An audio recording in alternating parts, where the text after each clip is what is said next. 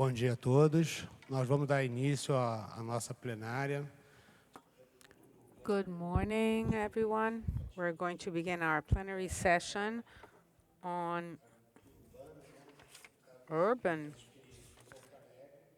agriculture, a perspective from the experiences of Rio de Janeiro and Porto Alegre.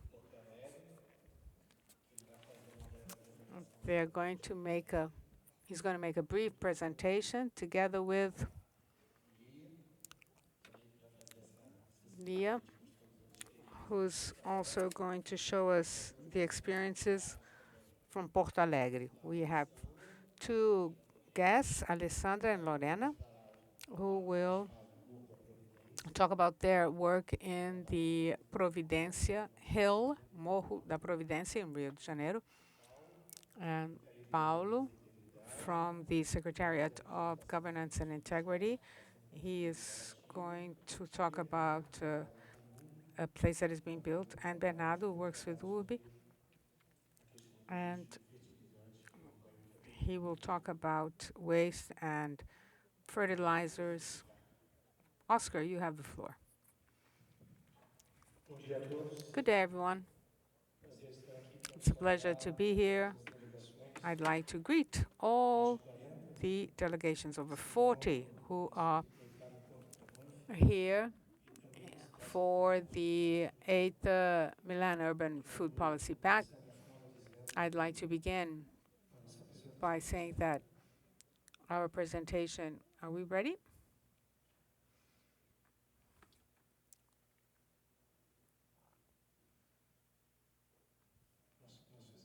Okay, there it is. But I'd like to, is this the beginning? So there is the first slide on the impact of the Milan Pact. Well, everything has a beginning, and I'd like to take the opportunity to say that we are highly motivated.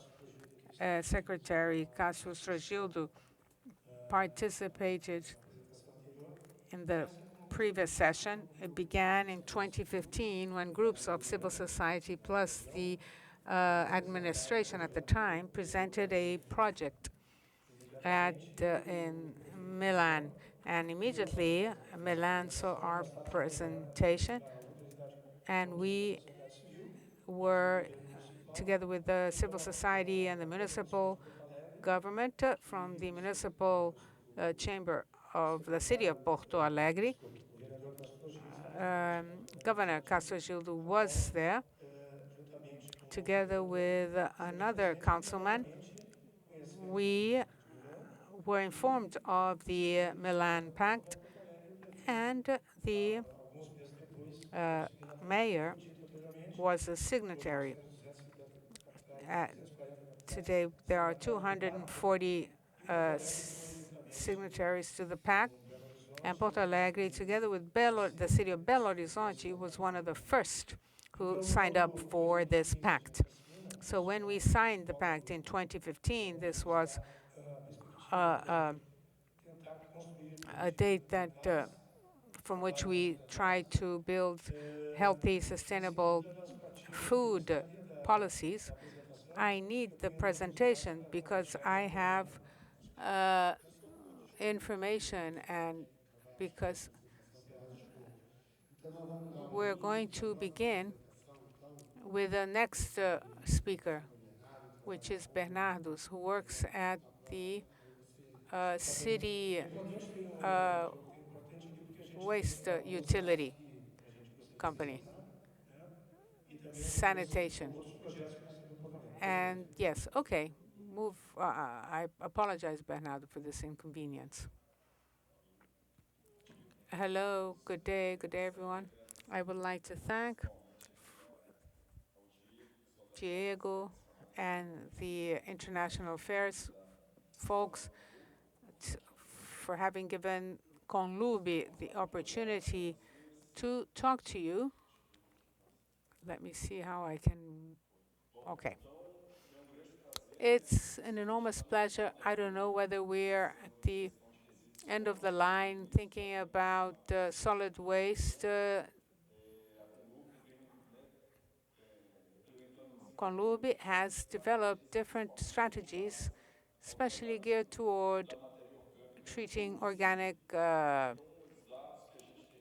matter in the municipalities. So there are 27 million tons a year of food waste, enough to fill up the Maracanã Stadium, and that make up a good share of urban solid waste. 50% of our solid waste are made up of organic matter. And so there are many strategies to reduce the landfilling of this organic matter.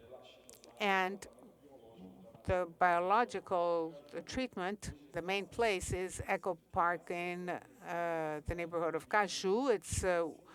There are 5 stations scattered around the city. Eco Park Caju gets about 3.5 million tons of scrap per day, more than 3 times the Christ the Redeemer statue piled up.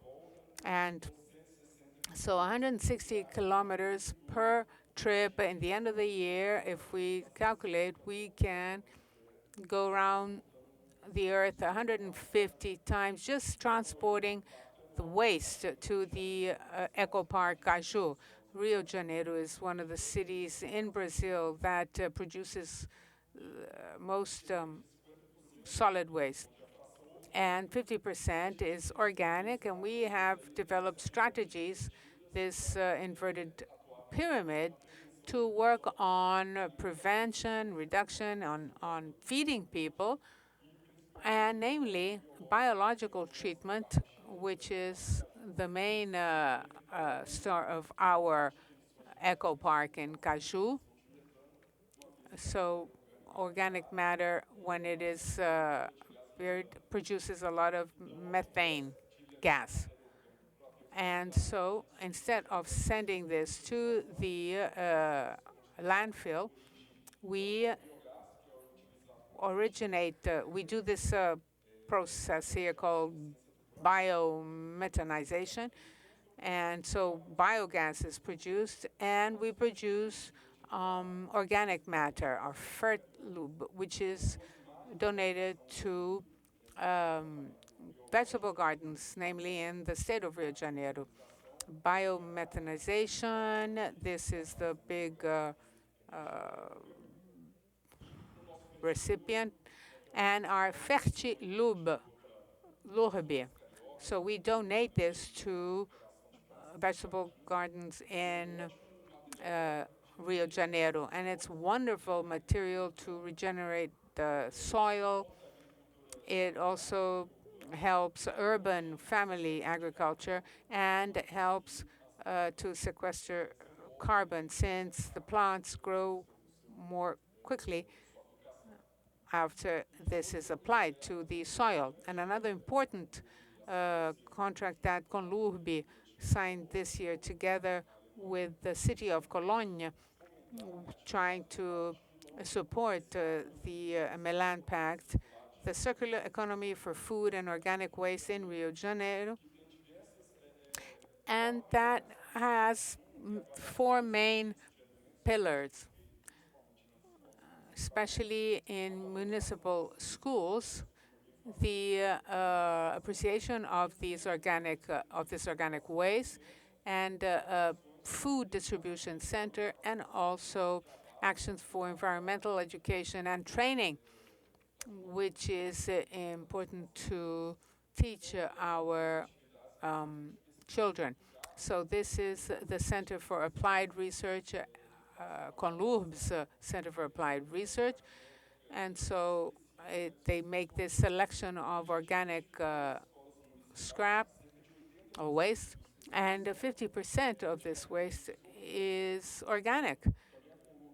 So Conlub is going to initiate a collection program of all this organic matter, organic waste, and take it to the Caju Eco Park. This year we had a training program for these people who deal with the food in municipal schools.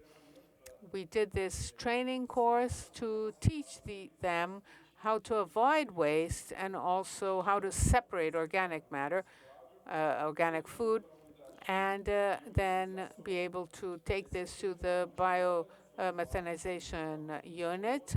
With the Cologne agreement that we signed in 2018, we got this equipment that helps our composting to increase our amount of organic compost to meet the needs of the city, given the activities with the Carioca vegetable gardens. And when we talk of waste, poverty comes together with this, and in the neighborhood of Caju, it is one of the neighborhoods with the lowest human development index in Rio, and a lot of food insecurity. And so part of these organic wastes were still packaged. And so we started researching, investigating in supermarkets and supermarket associations and our partners. We tried to understand how these food were separated. What is waste and what is still food? And so we identified a point that we had in this, the Cajus Eco Park, that was transformed into a distribution center. And this is where the municipal sanitation, with the support of the federal university, to renovate this canteen and to apply the food donation to partner supermarkets. So we are now in the phase in trying to, decide on these partnerships. They have a very well implemented logistics. Conlurb will be the infrastructure, will operate this with the support of the Federal University of Rio de Janeiro, which will then set up kits, food kits for donations.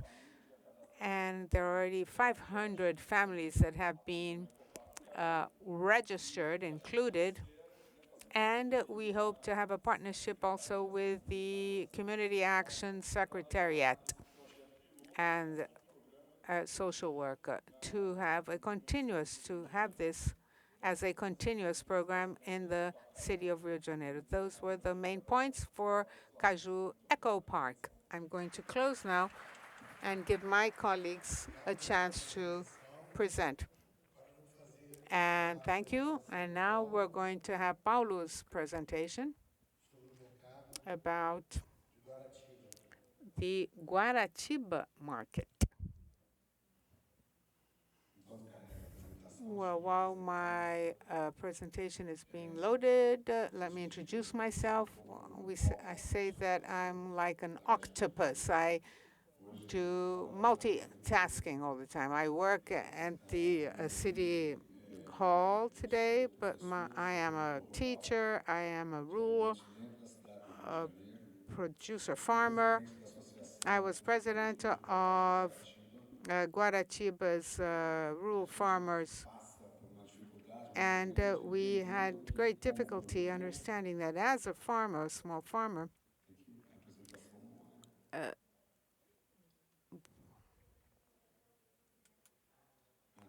okay. So, as a small farmer, our greatest difficulty is to distribute what we produce. So it is hard for us to understand that a city needs to actually foster rural production, but if it does not have how to distribute that, it's things get really difficult. So CADEG is a distribution center, 100,000 square meters inside the city of Rio de Janeiro in the neighborhood of Benfica. It began to be built in 57 and it was opened in 1962. 60 years of the existence of a distribution policy. After CADEG, we had Cobal. In 71, there were 4 units in Humaitá, in Leblon, in Meyer, and in Campinho. Meyer and Campinho no longer exist. The units in Humaitá and Leblon turned into units that are more for cuisine, important restaurants, or there's practically no more distribution of food. When Cobal was installed, it was installed with the purpose of bringing to the population the availability of food because there were very few supermarkets. So the population didn't have access to fresh foodstuffs and produce. And so it was installed in an area that belonged to the state. And the purpose was to distribute food products. And SEASA in the neighborhood of Irajá. The opening was in August 1974. It's a huge structure. Today, in 2021, their data for 1,844,000 tons of food were sold at this warehouse/market. So it's a huge structure. It's not targeted to retail, it's wholesale distribution. So the trucks bring the food from all across Brazil to this clearinghouse structure. This distribution goes to the supermarkets, restaurants. So it's a huge public policy for food distribution. But what about the farmers? The farmers of Rio de Janeiro. We're talking about, thus far, all of the markets that I showed here. We're talking about a policy, a clear, a necessary policy for supplying food to the population, of course. But we haven't seen yet anything dealing with farmers from the city of Rio de Janeiro itself. So what we have is the first project in 50 years, which is a project for a farmers market in the west zone of Rio with the concentration of food production in the city of Rio de Janeiro in the western zone of Rio. The idea is that it would be to exclusively for farmers from the city of Rio de Janeiro. So we're talking about urban farming, right? Okay, the city doesn't have it thus far. It's not known as a rural production. People think that there's no rural area. It's urban farming. There are 20 different sales stands. One of the stands is going to be from the Carioca's vegetable gardens, which Diogo is going to be discussing. The Carioca vegetable gardens, there are 56 of them. The idea is for them to have a round-robin system of the gardens, the ones in the best conditions to serve the market. They're going to do a round-robin system to supply food to the public. This market is for small farmers.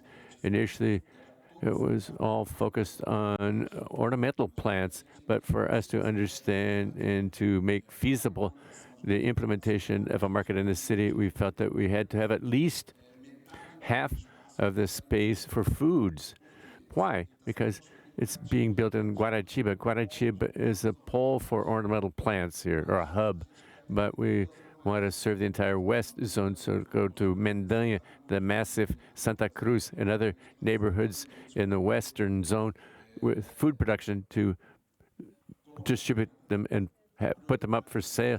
The priority for this farmers market is small farmers selling to consumers directly. So we're going to serve consumers and the retail.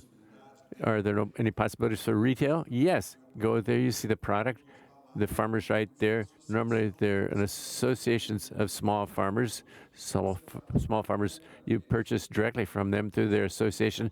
And the produce, you negotiate larger volumes. You go to on the farm property, and their small farms. We don't have any rural, large-scale farms here in Rio de Janeiro, but we do have small farm properties. This is an image, a bird's eye view of the market. It's being built on Avenida das Américas. This huge avenue, this roadway, it goes through the Grota Funda tunnel. It's still Avenida das Américas. That's where, when you come out the tunnel, there's going to be the market right there, in your face. It's easy to access.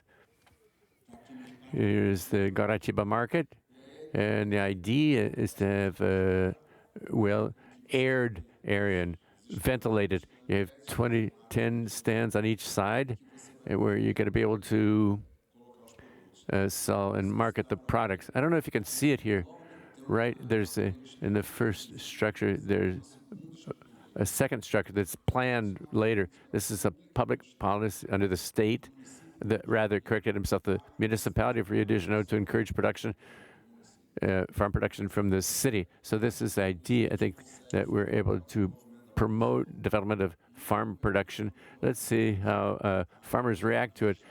The market, it's not a promise. The market is already under construction. The forecast was to inaugurate it this year because of the rainfall. We had some delays in the construction, so we believe that we'll launch the market in January 2023. Okay, so these are my contacts. If anyone wants any further information, it's all available to you. So thank you very much.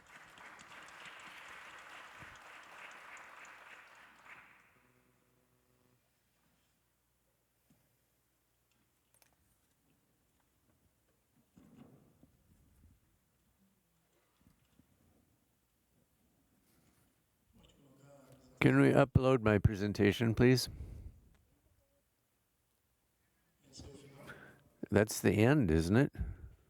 Those are the credits. That's it. Okay. Great. Good morning, everyone. Once again, it's a huge pleasure to be here with you all. My name is Oscar Pelleccioli. Everything has a beginning, right?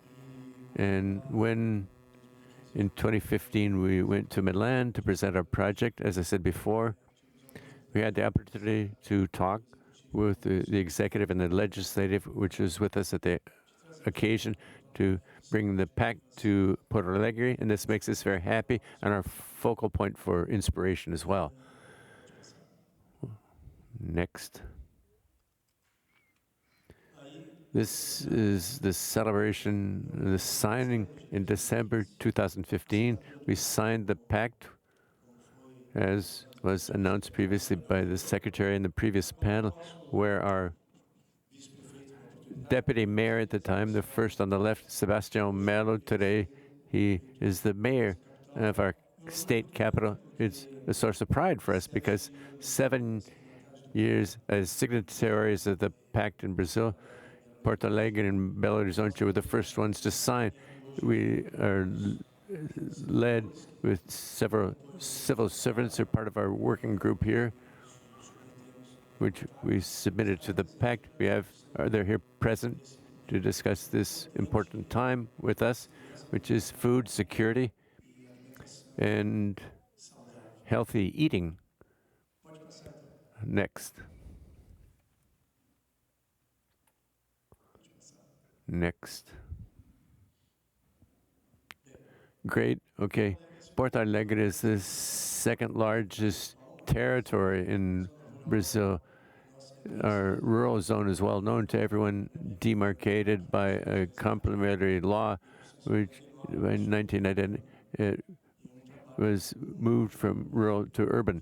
It was effective work and political will by the social players, both with the executive and the legislative. We held an extensive discussion in the city council, and we passed the law 775 in 2015, which created and recreated the policy management for rural development.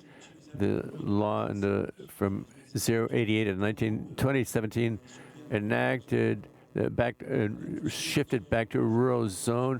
It has climate conditions and a microclimate which are favorable, and we have a large production which supplies our farmers markets, both in vegetables and greens and vegetables, and also fruit, which supply our farmers markets. This is a source of inspiration because this also generates the possibility for us to market, and we already have vegetable gardens in which mix fruits and vegetables.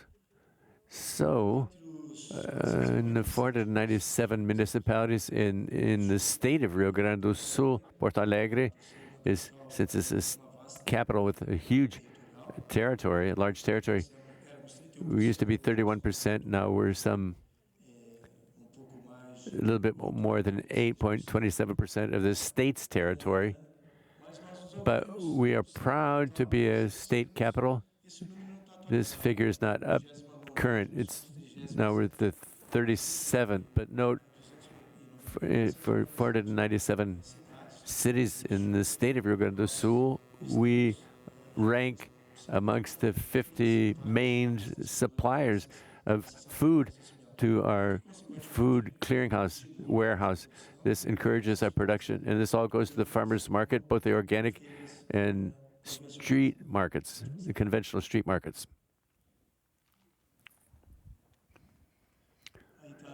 Here we can see the size of our rural area in the city, 41,000 square kilometers, 88.26% of the territory. Okay, fine. We've reached the vegetable gardens now.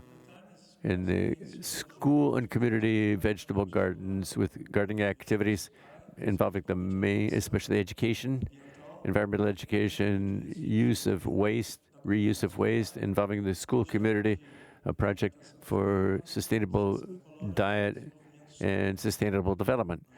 In our municipal network, 214 different schools, community schools, and for preschool education, 63% of them, 63 of them have vegetable gardens in the schools. The municipal school department has 98 schools. In other words, 98 schools, of which 56 have vegetable gardens, 57%. This number has increased even further. Porto Alegre is the second capital with the most people with overweight. Leah's gonna explain a few things about a project that we have to combat overweight. But since most people have overweight with greater weekly consumption of sodas, it's probably no different in your cities, and ultra-processed foods, and with a higher diabetes rate, which is extremely worrisome, having the second most leading city for diabetes prevalence. Urban and peri-urban vegetable gardens, but basically with school vegetable gardens and community vegetable gardens, we have about 236. Actually, we don't have the precise figure because during the pandemic, actually, people began to found association churches and NGOs to increase the vegetable gardens in public areas. So the Secretariat our various different colleagues in Rio de Janeiro said they collect the waste from the pruning of the trees and they mix it with black soil, and we transfer to the community vegetable gardens, both the private ones and vegetable gardens in our public network of schools and also the state school system. And we don't have total control of the number of vegetable gardens in schools, the state schools. I saw here, it's not a criticism, but an observation that many of the governments don't dialogue with each other, don't talk to each other. It's no different in my state capital. We don't have a fine-tuned dialogue with the state government, unfortunately, because certainly these policies need to be cross-cutting. We have to have a diagnosis, a precise diagnosis, so it's extremely important for us to know in order to determine what we were and what we've done and where we're going. Okay, next.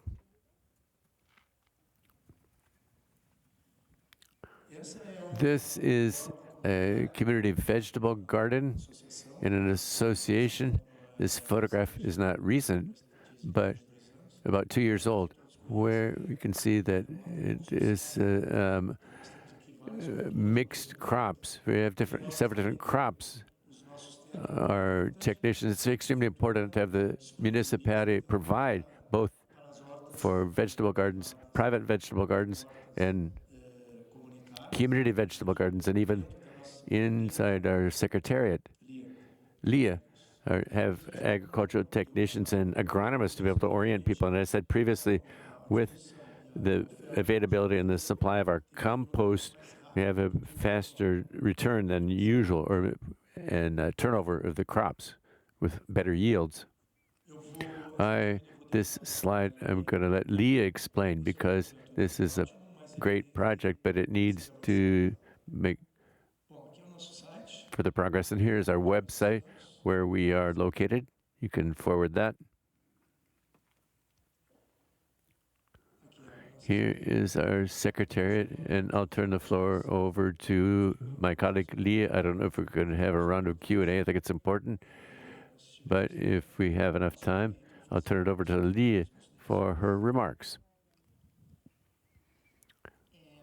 Okay, first of all, welcome everyone. It's a joy to be able to share with all of you a little bit of our experience in Porto Alegre, especially the way that we view this dynamic experience today concerning sustainability in all different spaces in our action and our work. So my name is Leah. It's important to say that I'm a biologist, but it's essential to state that I'm a teacher and I'm an educator. And I'd like to begin my talks by saying with a quote for food for thought, where I believe it says the following, that education is the place which brings us hope, and it shows us that there's a possibility for transformation. It's education that puts us in this place of hope to be able to, the transformative power, the power of change in our actions together with the school department, that we should plan and present a project, a program, which glimpses sustainable development. We want to be able to expand beyond working on the issue of environmental education and to glimpse sustainability in its multiple dimensions, sustainability, which is environmental, but it's social sustainability, cultural and political sustainability, and it leads to economic development. So in this program, the vegetable gardens, which are our topic here for this space here, this roundtable, vegetable gardens have to be viewed and seen and perceived in its multiple dimensions and possibilities. We need to glimpse and view gardens as an important tool, and we can associate gardens in schools, pedagogical gardens, but gardens on the plate, and all the issues of nutrition, these important elements in school meals and children's growth and development, and to view gardens in the community, in the territory as well, because schools are an important door for access for the communities. We know the importance of this space in the territory, especially those that we, with the education, serve in Porto Alegre, which are vulnerable populations. We are today with approximately 70,000 students enrolled in our school system, who are scattered across 98 schools, public schools, and more than 215 today, currently in agreement in preschool and primary. Our challenge is access to primary education. These children who live in Porto Alegre. So in this world, this universe with an important space for entry into these communities, we believe, and our view is that sustainability activities need to gain space with the relevance that this theme has.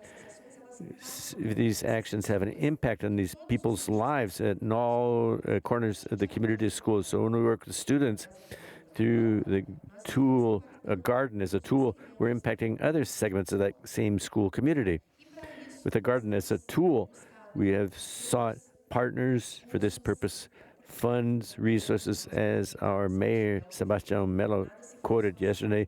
Nothing is done alone, and without resources, we need to seek to combine and convene people that believe that education is this space for transformation and for hope in this, in order for, in this this joint movement, that the space occupied is expanded and gains strength that the school has.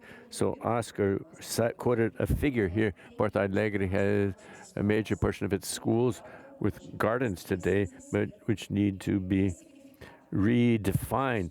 We have a history of gardens in schools and have for a long time in our cities. We have a network and teachers who are very active in this issue of school gardens, who dedicate great effort to having gardens in the school space, because this is a characteristic, proper spaces for growing vegetables and fruits. So this activity exists, but it has to be qualified and upgraded.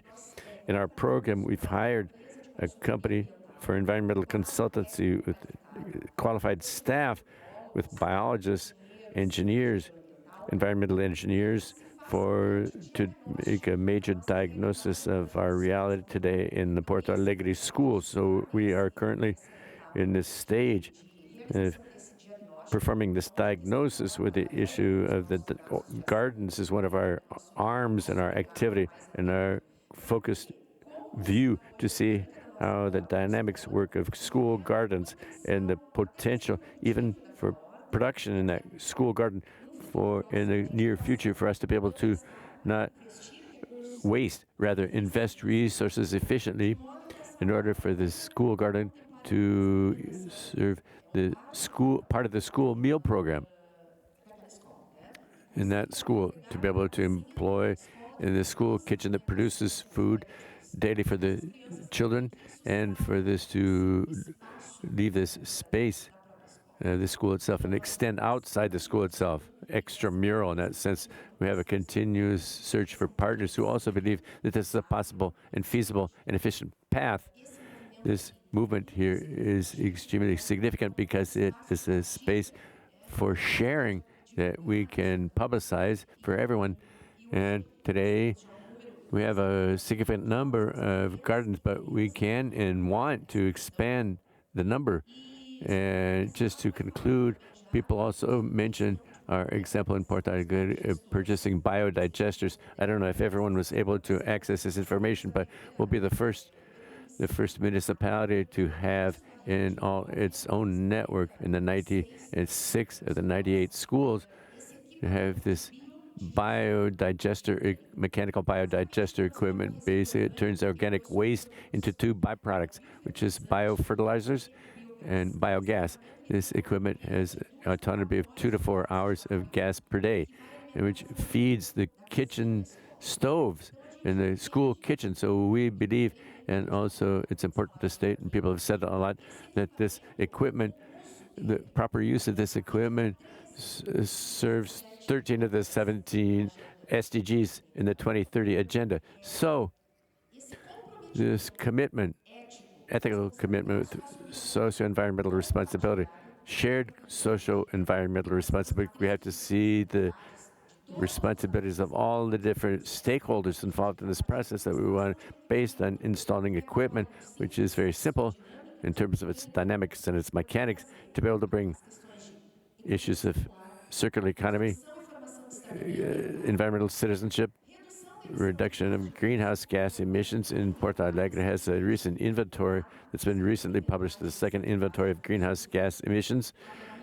Rich material that I encourage you all to consult, and giving backing for Porto Alegre to reduce its environmental footprint, and has indicators for this to give us this information, which are significant. So it's a movement for network action, linked in network format, and Porto Alegre views this, and it's heavily committed to acting in this format, in this mechanism of action amongst all the departments, understanding that it's an isolated project in the school department. It's not from the mayor, it's by all of us. And if that's the case, we believe that it will be highly successful. So it's a challenge for a teacher to talk in a few minutes, so I'll stop now and I'll turn the floor over to Oscar. He wants to say goodbye and thank you very much for your kind attention.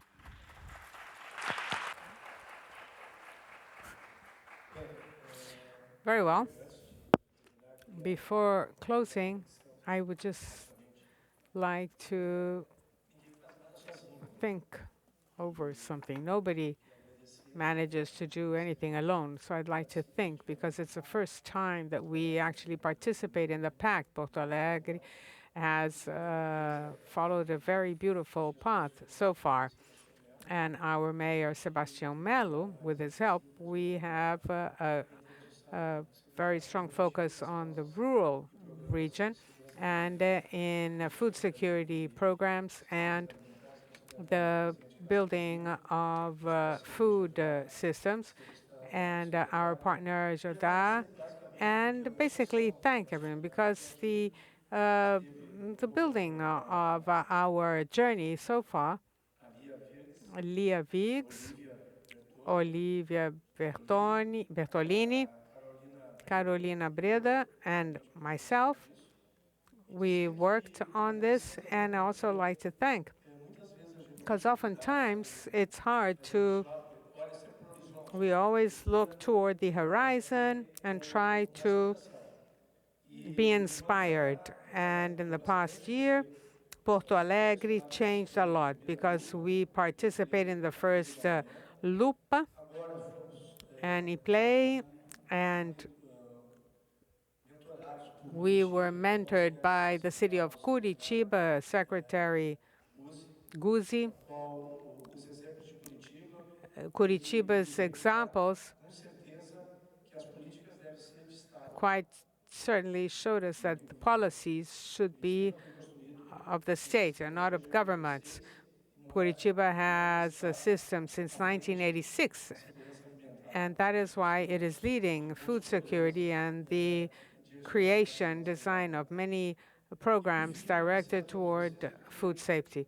And thank you all, because this meeting here, this gathering here, makes it official, but it's in the backstage that we are able to talk with many different city councils.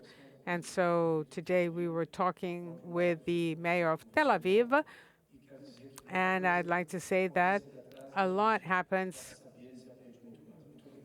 behind the stage. Thank you for your attention.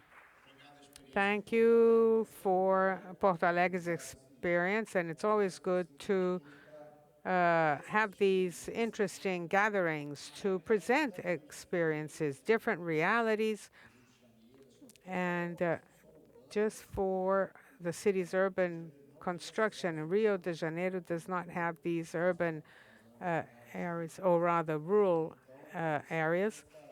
And so we're always interested. Do we have time to present very quickly? All right, just the last presentation, I'd like to introduce, to show you the project from our community here, the Providencia community. But just to highlight the Carioca vegetable gardens. This program was created in 2006. Is this yours? Well, you present it. Is it working? Yes. I know we are way behind our schedule, but I'd like to thank the organizer for the invitation to talk a little bit about our story, Agroecology Providencia. Providencia is a community in Rio de Janeiro. Who are we? Where are we?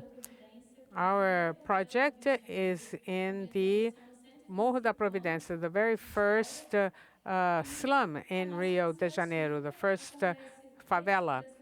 It's 125 years old. It is a project of environmental education and agroecology, but that touches on dimensions that are very important of education and plantation, to way beyond just planting food with no poison. And this image tell the story of the project. It has an important when we think of plantations within a community and autonomous. This is what we began doing in 2012, and part of it is environmental recovery. The accumulation of waste and garbage is the reality we come across. This is the area of one of the areas where the project is present. It has been removed manually, and it is more reforested than this old picture. And so the waste was removed and the vegetation was replanted. This in the beginning of the 2010 decade. And the main access to a street, a place that is called Java, in 2018 with flowers and then agroforestry. This was before the pandemic. The same changes in the area. This some of the produce. This is the Central do Brasil. It's the main train station in downtown Rio, and Colurbi, who are our partners in actions of cleaning up the area. This is another more recent area where our headquarters are located. As of August 22, we began cleaning up, and now it looks like this. These are pruning or trimming actions. And now we are coming into the school dimension here. Our plantation and environmental recovery is based on education and work with children and teenagers. And now I'm going to ask Ali to tell us this story. Good day. I am a forest person and a person who knows roots. With time, I became a therapist in medicinal plants or herbal remedies, but the environment and the respect that we treat the place where we live, that is what moves me and what brought me here today. The pictures that Lorena showed us, all the garbage, was taken by my old mobile phone. That is where I live, the red circle. All that place was just one big dump I used to remove before. That's my house today. You see, you can't take this picture anymore because this tree is on top of my house. So we used to have workshops in the two ends of the tunnel together, and we had to educate people. We created a school for plantation. These kids, we work with 120 kids in the Morro da Providência. They don't have half a meter to learn how to plant in their homes. The houses are glued to one another. It is the process of the slum. That's how they are built and grown. And so they planted and they could not follow up on their growth. And so the need for education today, when we talk about this in downtown Rio de Janeiro and talking about this subject, is that we always make the same mistakes of giving something that is ready-made. And we didn't have anything for these kids, anything that they can't find. Children who are not able to go anywhere to understand what evaporation transformation basin is. We do not pollute because our school has this basin. And we have children in this our community who know what that is. We have dry toilets, and they know that through this dry toilet that they do there, we're going to throw that into another place and that will serve as compost. We have worm farms, and so we have an example of each thing, which is really important, not only of fruit plants, but also the produce, the greens. It's important that they coexist with this because it is a territory where children used to collect bullets. They know how to recognize and identify the bullets, but they were not able to identify. They were able to identify shell casings, but not the plants. And for the first time, we were invited by the municipal government to occupy and plant in the market of Leonel Brizola that was never planted, and we're going to plant in this space in the program of Carioca Vegetable Gardens. That's all the time I have. Thank you, Alessandra. Thank you. Unfortunately, our time is up. Our agenda is way late. We can continue after lunch and make a brief presentation of Hortas Cariocas, Carioca Vegetable Gardens. Thank you.